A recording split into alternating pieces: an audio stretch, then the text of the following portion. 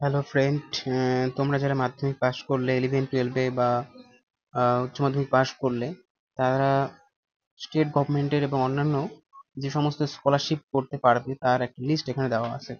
যেরকম একটা Nabanna scholarship, Swami Vivekananda scholarship, SC ST OBC scholarship মানে ওয়াসিসটা, merit cum means scholarship, Kanyashree প্রকল্প, Ananta merit scholarship, G P Birla scholarship, পারম্পরিক scholarship, Priyamvada Birla scholarship, Jagadishchandra Bose scholarship, Aalo scholarship, Sitaram Jindal scholarship, KC Mahindra scholarship, kind circle scholarship, kind scholarship for young woman, HDFC bank ECSS scholarship, Sahu Jain trust scholarship, Indian oil sports scholarship, fair and lovely scholarship, Maulana Azad national scholarship, বিদ্যাসারথী, Asia heart foundation scholarship, Google scholarship.